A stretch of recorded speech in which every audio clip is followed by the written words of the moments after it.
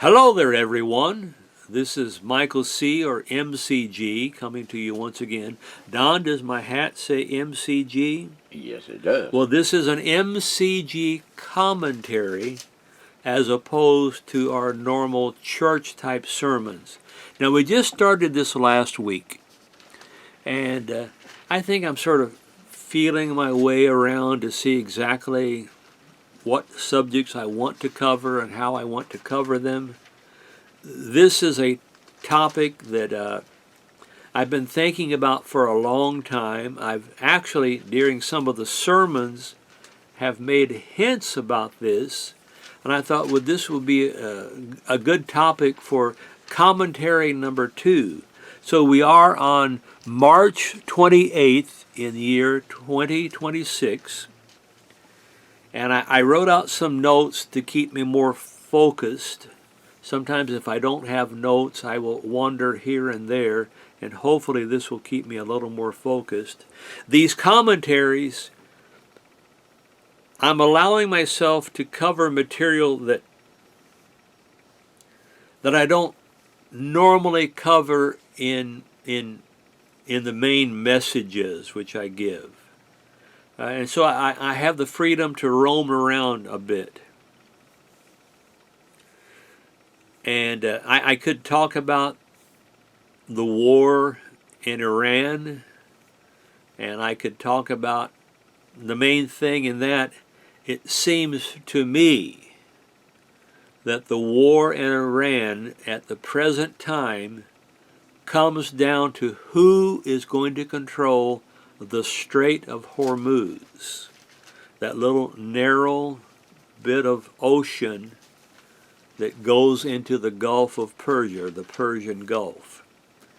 At the present time, Iran thinks it owns that waterway.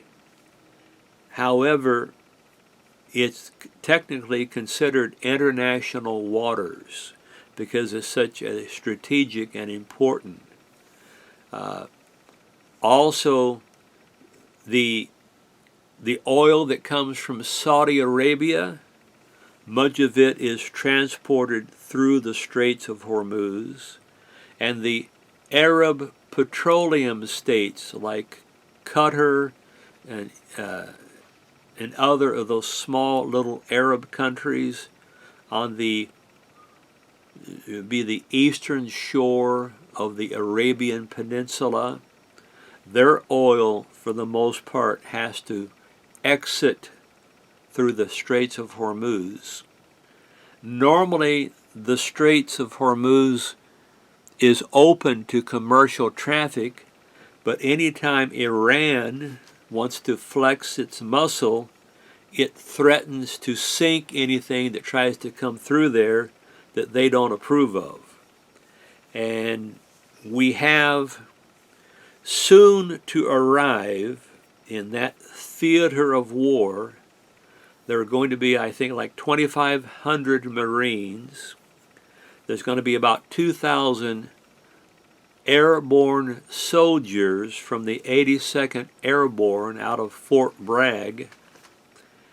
And we just heard the other day the White House, the Pentagon, suggest that another 10,000 soldiers of some type are going to be sent to that theater. If I had to guess, and I'm only guessing, I'm obviously far, far away from any war room or any discussion on what strategy should be, but it seems to me that Trump has decided, unless negotiations with Iran goes very well, that he's going to take over control of Karg Island. That's Kharg. That island is fairly small, only about 5 miles long. It's in the upper third of the Persian Gulf, and it's about 20 miles offshore from Iran. And it's the only, I am told, the only deep sea port where Iran is able to to load up their oil supplies into tankers. About 60% of Iran's wealth comes from selling oil that tankers supply at Karg Island. If you wanted to totally cripple Iran and basically remove the primary source of income, you would remove Karg Island from their control. Now, on about March 13th, American forces blew up 90 different installations, military installations on that island. But they did not touch any of the oil exporting machinery and equipment pipelines. I just have a feeling that Trump wants to take control of that, to fully and completely bring Iran to its knees. And in truth, Donald Trump has been talking about Karg Island, now Don, listen to this, since 1988. He has been known to say, we Americans should take over control of Karg Island. And I just have a feeling that when Donald sets his mind on something, he just can't quite get rid of it. So that's my prediction. Now, do I know anything? No, other than what I hear on the news. But that's probably due to unfold in the next 10 to 20 days. So that's sort of my update on the war in Iran. It's all now centered on who's going to control the Strait of Hormuz. There's another topic I want to go over. There is an issue in my mind which I have been attempting to square up inside my mind for a long time. As I read my Bible, it is obvious to me that at the time of the end, that's that time period, 3.5, 5 years before the return of Jesus Christ. Now, number one, do I believe that Jesus Christ is going to return to this earth? Yes, I do, with every fiber of my being. And I will use as my backup verse Matthew 24:22, when Jesus himself in the Olivet prophecy said, unless those days be shortened, there should be no flesh which would be saved alive. So, and then he went on to say, for the elect's sake, for the sake of the true called and chosen people of God Almighty and Jesus Christ, that those days will be shortened. And the only way they will be shortened is if Jesus Christ returns. Now, the other day, I was umpiring a baseball game. In fact, I umpired with this man on Tuesday, and again I umpired with him on Thursday. And he is still on active duty, but he's in the process of transitioning to civilian life. He's been in the Army for 29 years, which means he probably joined up when he was 21. At some point in his young life, he entered into an ROTC, Reserve Officers Training something, and he joined the Army. He now has the rank of colonel, which is just one step below, to my knowledge, of becoming a general. I asked him, have you thought about staying in and trying to become a general?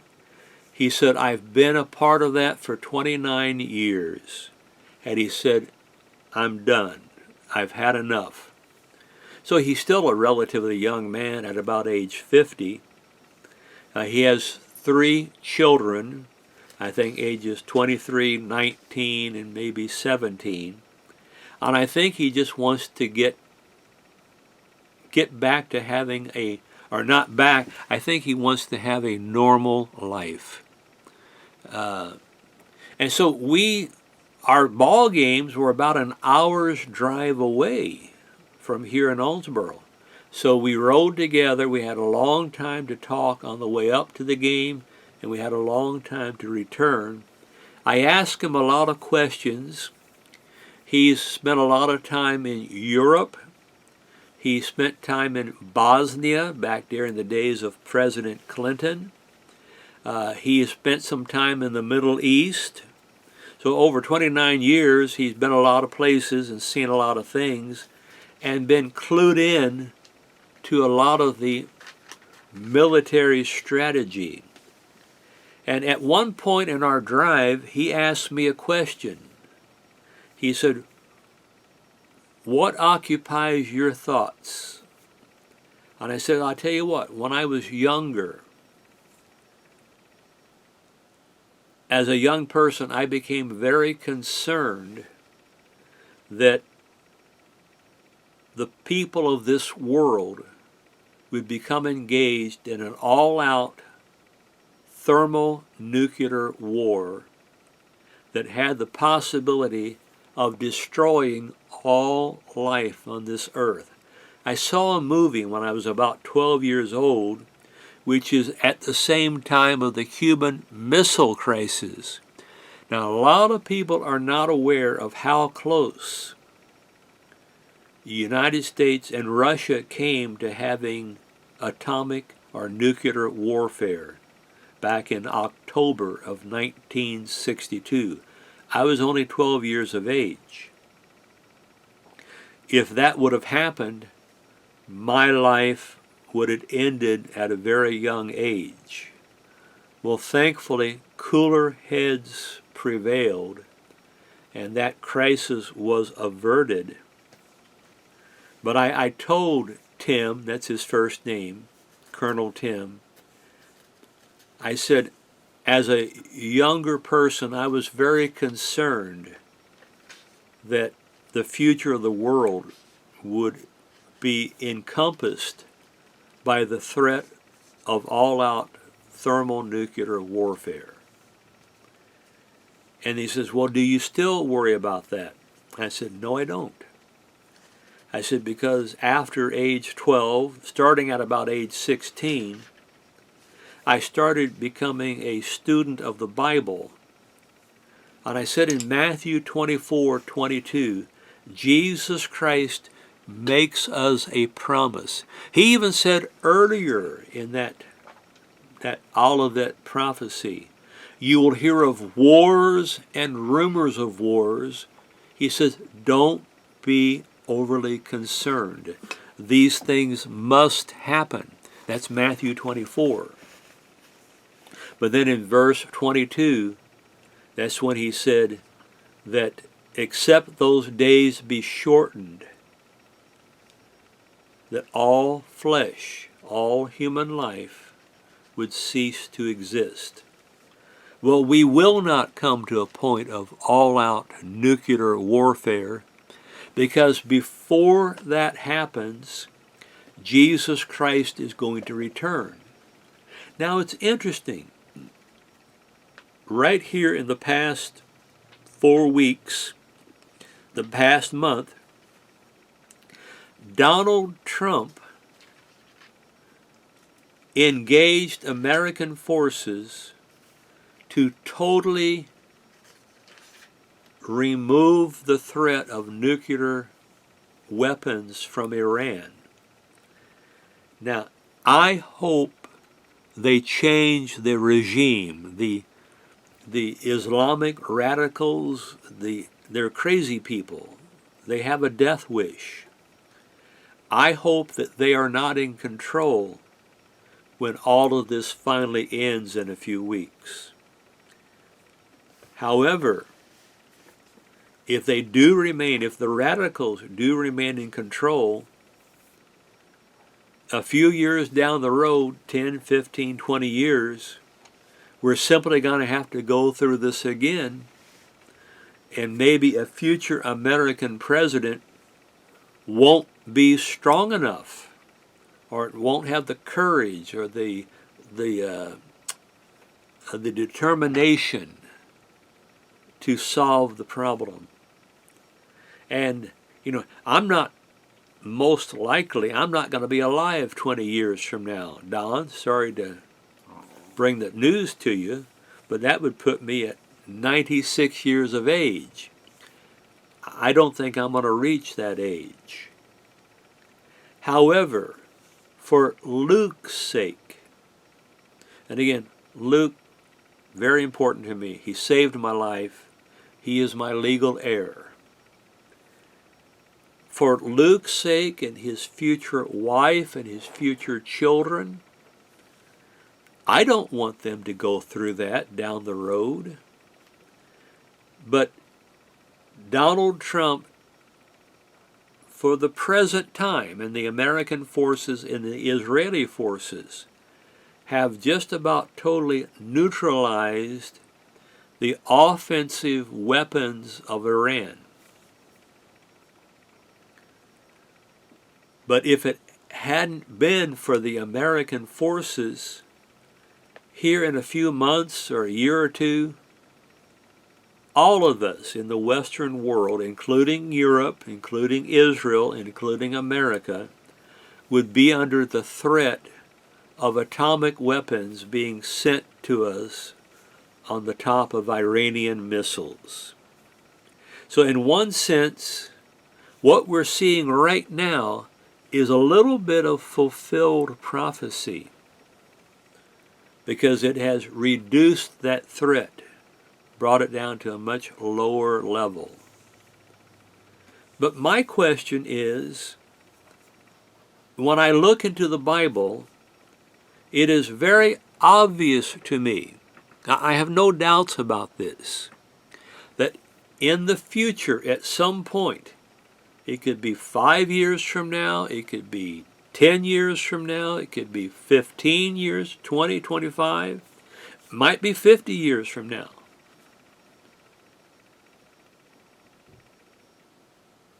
that Europe is going to become a world power, a federation of European countries. I don't know what name they'll call themselves. Will they call themselves the United States of Europe? If I were Europe, I wouldn't use that. I sort of envision something like the European Federation. And I think we're talking about nations like Italy, France, Spain, Germany, and then maybe some countries from the Eastern Bloc, like during the Soviet Union, might even include Russia. I know a lot of people want to discount that, but I think it's a very real possibility that places like Russia and Poland and Hungary and other Eastern Bloc European countries could make up, and the Bible states that there will be 10 entities or 10 countries which will make up this federation. Now we can read about that in many prophecies, many prophecies. The book of Daniel in chapter 11 calls it the King of the North. The prophecies in Daniel 11 also talk about the king or the kingdoms of the south. My thinking is the kingdom of the north will be the European Federation under the leadership of the Roman Catholic Church will come into great conflict with a federation or an assembly of Arab countries under the leadership of Islam. And so somewhere down the road, there will be a dramatic challenge between European or Catholic Europeans and the Islamic people of the Middle East. And that's a long subject, and we've talked about it before. We will talk about it again. But my question is, at the present time, Europe seems to be feckless, basically worthless, useless, weak.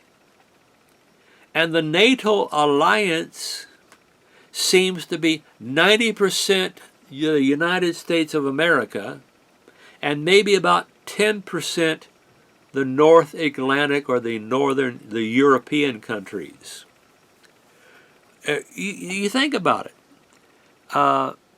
In the recent war with Iran, the nations of Europe have been very slow to contribute anything to the war effort, which is sort of bizarre. We in America, I am told on news reports, only receive 1% of our oil from the Middle East. Now, back in the 1970s, that was a much larger number. But under the two administrations of President Donald Trump, the production of oil within America has greatly risen. And that's a good thing, in my opinion, although some people seem to think that's horrible. I can't figure out those people. And China and the Far East receives most of its oil from the Persian Gulf, and those tankers have to go through the Strait of Hormuz. Well, Europe hasn't been of much help. Now that it looks rather certain that America and Israel have totally vanquished the military power of Iran, some of those European countries are wanting to become participants. However, I think the nation of Japan, who receives a lot of its oil, they were very quick to step up to the plate and say to Donald Trump, yes, we will send some ships to help escort these tankers through the Straits of Hormuz. So some countries are starting to see that it is in their vital interest to help facilitate the passage of oil tankers through the Strait of Hormuz. But again, Europe has just been, again, the word feckless comes to my mind, basically worthless. So right now, Europe is afraid to flex any of its military power. Now, maybe that will change. And here's another thing.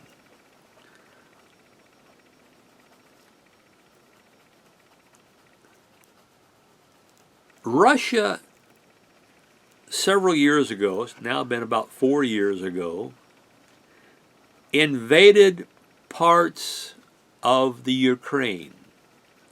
Now, under the Obama administration, it took over what is called the Crimea, which up until then was officially a part of Ukraine. And then, under Joe Biden, Russia actually invaded that eastern part of Ukraine. And to this day, there is savage fighting where it's predicted that every month like 10,000 young Ukrainians and Russians are killed in battle. So the Ukraine is like on the back door of Europe, of Eastern Europe. And yet the European countries have done almost nothing to help Ukraine to defend itself. However, all of those European countries want America to become more involved in protecting the Ukraine. And once again, it just shows at the present time the European nations are weak and they have no sense of constitution to them. They have no courage to them. Well, that has to change. And I don't quite know how everything is going to happen to change it. But I have a suspicion.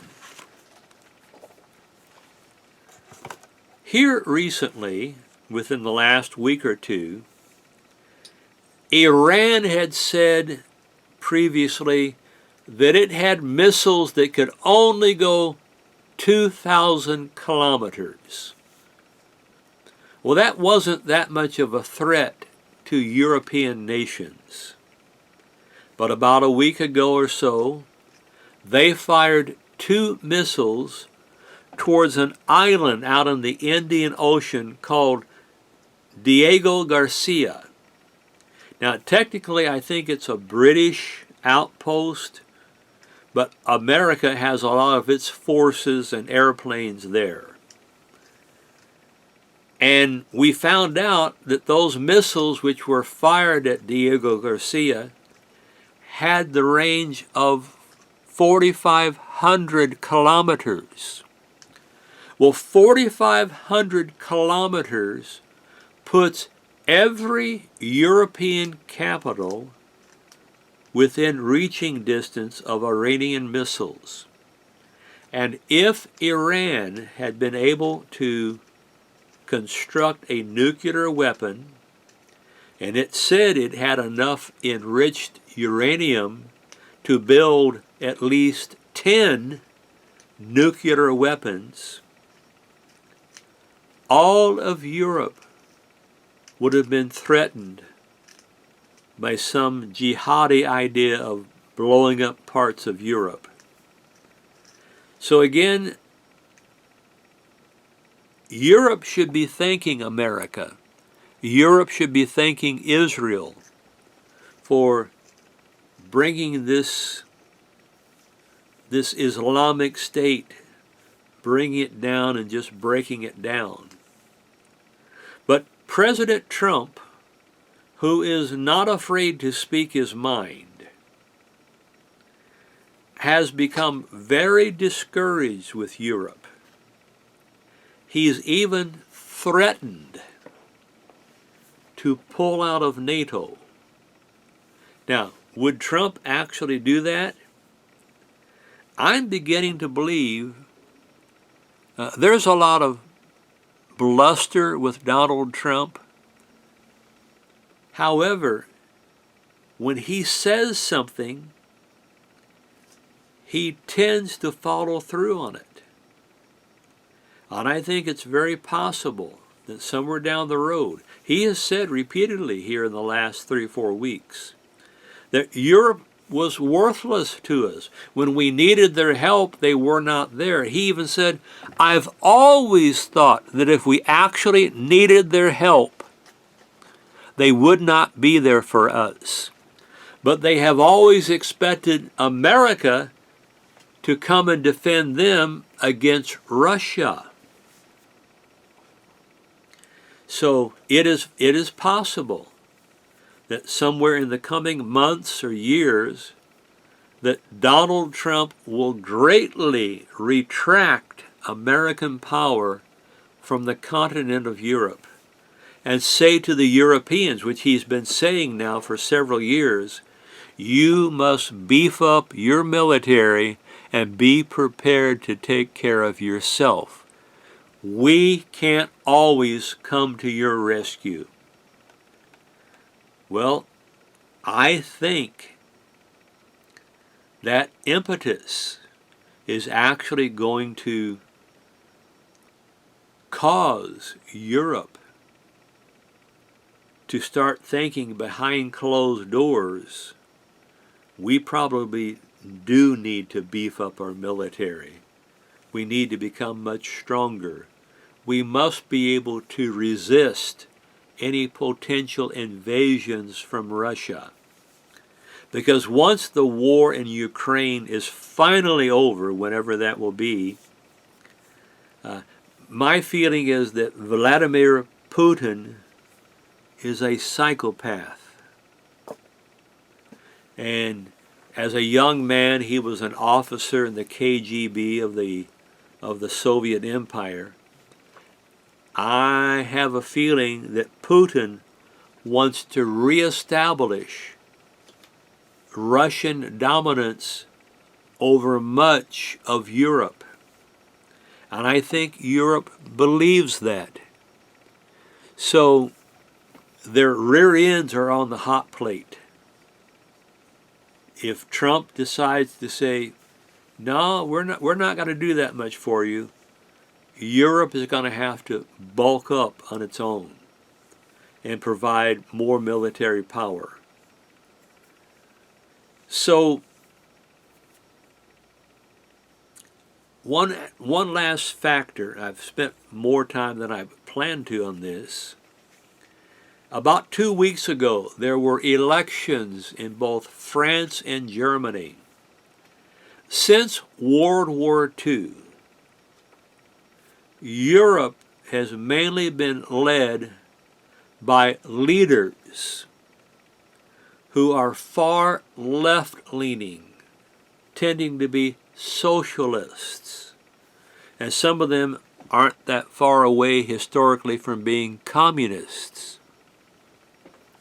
However, both France and Germany on this past election, and we here in America haven't heard much about this, they went heavily to the far right. It's as though the European people are saying, we are tired of being weak and submissive. And Europe has the same problem, they've had it longer than we have, of illegal aliens or migrants flooding into their countries. Now in Europe, those foreigners have been Muslims from the Middle East and North Africa. Well, we faced the same problem because of the presidency of Joe Biden. He let in, it is predicted or presumed, maybe as many as 20 million illegal aliens from both Mexico, South America, Central America, and many other locations from around the world.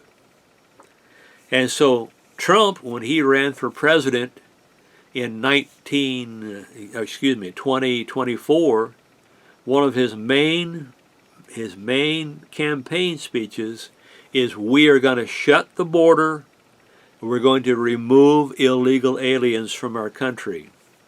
And for the past year or so, that's what has been happening. I have a feeling that Europe may soon catch the same Trump virus and say, well, if America can get rid of its illegal aliens, then we need to get rid of our unwanted foreigners. I am told that there are places in Europe which have become so concentrated with Muslims that the normal police don't even go into these enclaves because it's like being in a different country. So I have a feeling that the anti-migration sentiment is going to soon begin to grow within Europe, and the political leaders who go from the far left, the very weak people, are going to be more like the president of Hungary, whose last name is Orban, who won't allow any foreigners into his country. I have a feeling, and he's been derided by some of his fellow Europeans, but I have a feeling behind closed doors, some of those European leaders are going, he's got a pretty good idea, and we need to start getting rid of these people who are not assimilating into our country. You know, they talk about England sometimes being London's stand. There are so many Muslims have moved into England and to London that it doesn't resemble the historic Christian nation of Great Britain. It's more like a Muslim country. Well, that's going to change, and when those individuals are forced to leave their country, that will help to increase the antagonism between Catholic Europe and the Islamic Middle East and Africa. So these are some of my ideas that all of us need to keep an eye upon, because Europe is going to rise. I just don't know when. Will it be within my lifetime? I don't know. But I know this, in all likelihood, it will occur during Luke's lifetime and his future wife and his future children. So these are things that we need to watch.